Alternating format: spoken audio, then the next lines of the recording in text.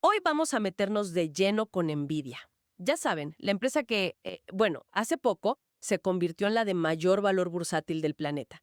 Y para analizarla, tenemos algo interesante. La transcripción de un video de YouTube es del 16 de septiembre de 2025. Ahí, el analista Jesús Navarrete y su equipo estaban haciendo análisis técnico y hasta una simulación de trading, pero en tiempo real, justo en la apertura del mercado. La idea es desglosar un poco ese proceso, ¿no? Cómo toman decisiones tan rápido, cómo leen los indicadores con toda esa presión encima. Así que bueno, vamos a ver qué encontramos. Empecemos por el momento justo antes de la apertura, el premercado. Nvidia estaba como quieta, en zona de balance, le llaman, o sideline. Exacto. Según la media móvil de 20 periodos, la EMA 20, pues no había señales claras, ni sobre compra ni sobre venta. Tenían un nivel que consideraban clave, un punto de ruptura o breakpoint.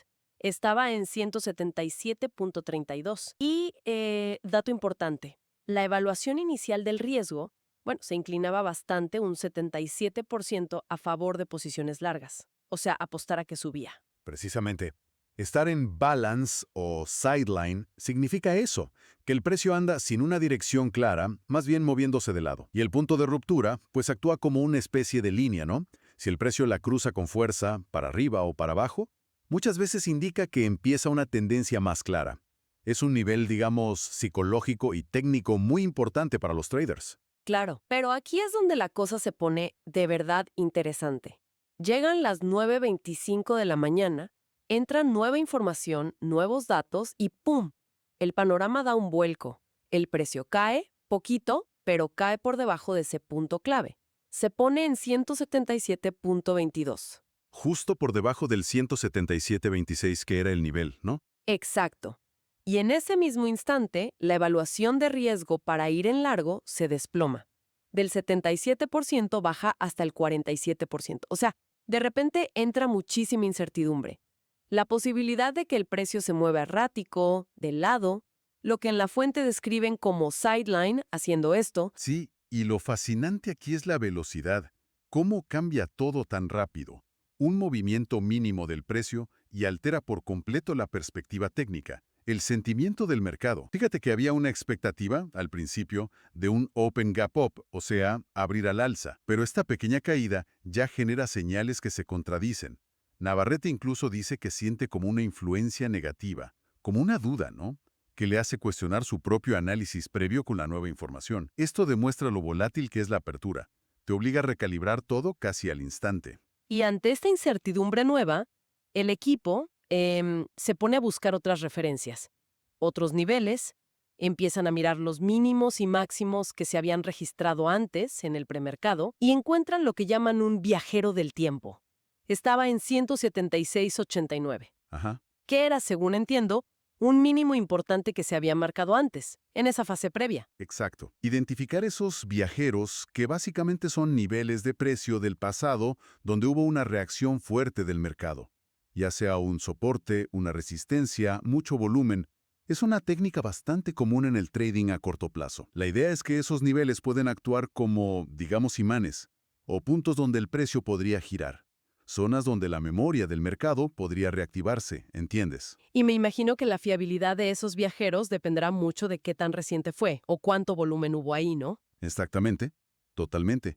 La relevancia de un nivel pasado suele ser mayor si es más reciente, sí. O si se negoció mucho volumen en ese punto. Ojo, no son garantías, ¿eh? Pero sí son zonas de interés. Puntos donde el precio podría pararse, rebotar o romper con más fuerza. Hay que vigilarlos. Bueno, y con este panorama un poco más confuso, arranca la simulación de trading. Predicen un open gap down, o sea, una apertura bajista, y empiezan a debatir si la primera vela del día será positiva o negativa. Mencionan hasta un patrón llamado lápida. Sí, un patrón de vela específico. Basándose en esa predicción del gap bajista, simulan entrar en corto, vender, pero luego vemos cómo cubren esa posición, o sea, la cierran, cambian a una posición larga, a comprar, y empiezan a escalar.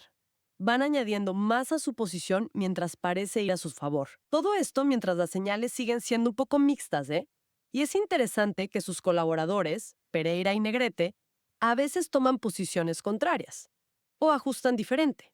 Refleja que, incluso viendo los mismos datos, la interpretación puede variar. Uf, es que ese segmento es como una psicología del trading bajo presión. Ahí se ve todo. Se ve la duda, la necesidad de actuar ya, pero también el aferrarse a una estrategia, a una metodología. Mientras ajustan sobre la marcha, constantemente. Se apoyan muchísimo en lo que hace el precio, minuto a minuto, y en todo su arsenal de indicadores.